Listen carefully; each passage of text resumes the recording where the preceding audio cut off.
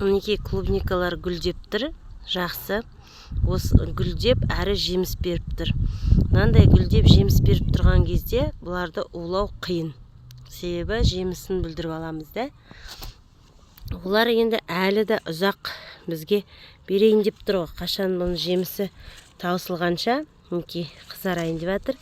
Мен бірақ шыдамай жатырмын, себебі жемісі бар. Жемістер теріп алып жатырмын. Енді мен интернетті ақтарып, жемісін теріп алып улап, сосын 3 күнге дейін жемей тұра тұрып, 3 күннен кейін кететін дәрінің түрін іздеп таптым. Соны осы клубникаларымды улағым келіп тұр. Енді сіздер не заттан улайын деп жатсыздар. Қазір көрсетемін. Мыналар шүкір жақсы да жағдайлары. Бұларда ештеме жоқ, жасыл жапырақ. Енді мына бір жапырақтарды қараңыздар.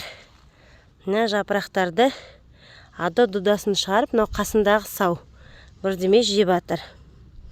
Мен қазір бұны сіздерге тапсам көрсетейін. Мінекей. Міне көріп тұрсаңыздар, қара кішкентай құрттар екеуі тұр. Солар осыны жепті. Гусеница сияқты капустаға түсетін. Міне қозғалып жатыр өздері. Мінекей. Қара. Міне бүйтіп өлтірсең жасыл болып өліп қалып жатыр. Міне мына жерде де. Мінекей. Осы зат жеген.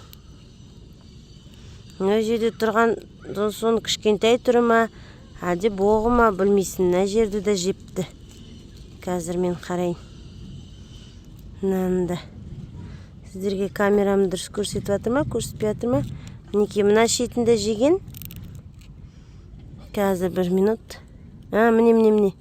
Міне жыбырлап тұр. Көрдіңіздер ма? Міне. Мен бұнаны өлтіру керек. Мінекей өлтірдім. Мынау деген обал ғой, қараңыздар. Мынау сауы. Ал ана жаңағы жеп тастаған. Бұны біз торғайлардан қорғап мынандаймен жауып қойғасын, біз оны байқамай қалыппыз. Мынадайларын жеп атқан. Ең дұрысы, осылар гүлде, ең бастап гүлдеп атады ғой, әлі жеміс бермей. Сол кезде улап алу керек оларды. Сонда осылай мен сияқты қиналмайсыздар. Жеміс беріп кетті, енді немен улайым деп. Бірақ бәрібір әр заттың жаңа Аллах тағала любой жаңағыдай әрбір берген мәселенің өзінің жауабында береді дейді. Ода аурудың да, әр аурудың да емі бар деп. Сондай бұның да емі бар екен. Мынадай жап-жасыл жапырақтарым аман қалу үшін, осындай ештеме түспеу үшін, мынадай қылып жасамау үшін мен ақтарып удың түрін таптым. Енді бұл жеміс беріп тұр екен, бұны уламауға болмайды деп, оны қашан мына гүлдердің бәрі беріп болғанша әлі олар бере береді. Міне астынан тағы гүл шығып келе жатыр. Күтіп отыра берсем, мына клубниканың түгін қалдырмайтын түрі бар ғой бұл. Сондықтан мен оны улауым керек. Мінекей ол мына клубниканы да міне жеп жатыр. Мына сау жапырақ, ане үстінен жепті. Так, ал мыналар сау, міне басында қызыл жеміс бар. Мен қазір жемістерін теріп алып, бұлардың, міне қараңыздар, жемістері тұр. Жемістерін теріп алу керекпін. Сосын 3 күннен кейін қалған жемісті қызарады ғой, клубника күн сайын қызарады ғой негізі. Мен шала қызарғандарын да қазір теріп алам. 3 күннен кейін бойынан кетеді екен. Сол мен улап тастау керекпін. Оқып алдым. Мінекей 3 күнге дейін олар апанық болып қызарсын, оған деме улап, сосын бұлардың аралары келіп тозаңдандырады ғой, сол аралар өліп қалмау үшін бетін жаңа өзінің су сеткісімен жабатырам. Мыналар да әзір жылып алуға обал, әлі қызармаған. Мінекей. Ал мына жерде жеміс тұр міне. Мынаны мен жылып алу керекпін. Қазір әр түпті жеке-жеке асықпай қарап, сонымен не істеп дайындау керекпін улауға. Мінекей. Жаңағы көрген түп. Мына мен бір клубниканы басып кеткенмін ба? Жаңағы мен көрген түп. Мінекей. Қасындағы не аман бекен қарайын. Мінекей қасындағыға да түсіп жатыр. Мен балам кеп клубникаға келіп тұр ғой. қасындағы жаңа міне сау деп ойлаған клубникамды жапырағын қараңыздар, соған да түсіп жатыр екен. Мінекей. Міне. Мен айтып тұрмын ғой, мынаны жеп қойған, ал мына клубникам сау деп. Иә, балам, тиме, сен тістеп алады қазір.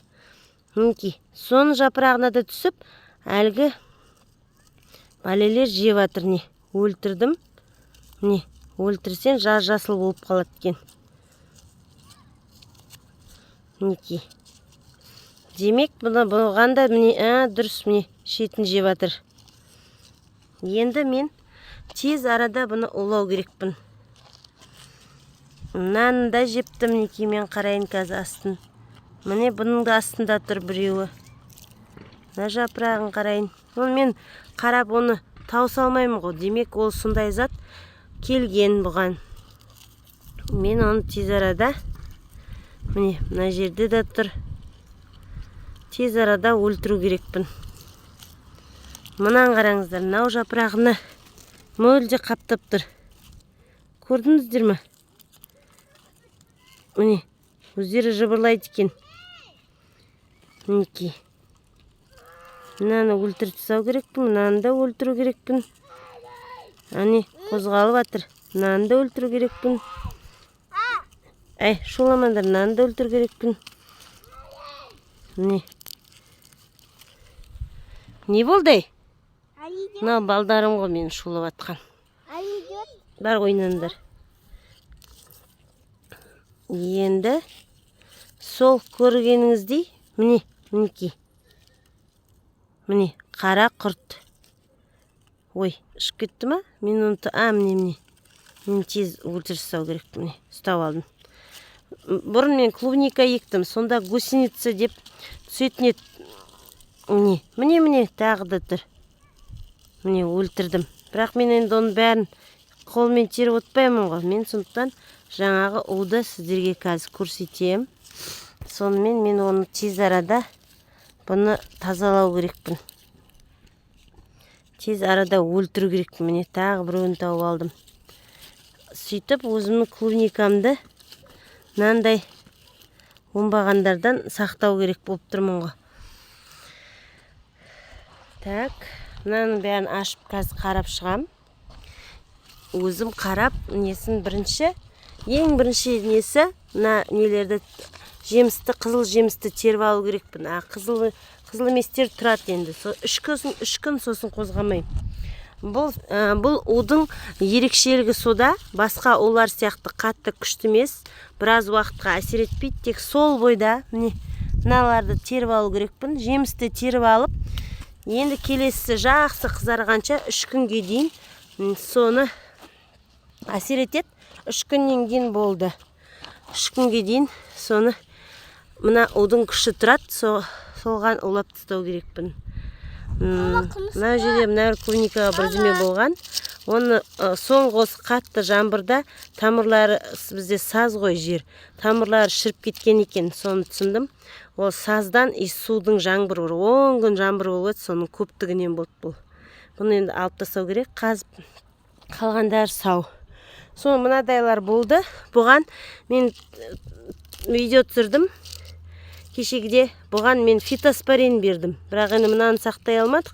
Но қалғандарын не істемес үшін, тамырлары шіріп кетпес үшін фитоспорин деген дәріні мен 2 күн қатарынан беріп шықтым. Қазір сіздерге көрсетем. Мен мынадай ыдысқа құйып алдым, пышылдататын қылып жаңағы дәрімді. Мыналарымды жинап алу керекпін. Қазір балам. Сосын құйып шығам. Жаңада жиналып еді, мінекей. Енді әлі де бар екен, мыналардың бәрін жинап шығып, сосын әлгі шашқышпен шашып шығайын деп тұрмын. Иә, жинап қойыңдар клубниканы. Кешегі мен тамырының қара шірігіне пайдаланғаным мынау болды. Фитоспорин деген мінекей. Жақсы. Бұл да бактериялар қара шірігенге қарсы қара шірікті тоқтатушы міне. Жақсы зат. Бұл туралы видеом бар. Бұл шаруаны 2 рет шаштым. Енді мен сіздерге қазіргі қолданатын ұлымды көрсетейін. Қазір мынаған құйып қойдым ғой, мынаған босаған ыдысына. Осы 1 литрге 10 миллиграмын құйдым. Солай жазылған екен клубникаға дозасы. Соны құйып шықтым. Қазір жапырақтарын астына түседі екен. Сол астына қарай шашып шығам.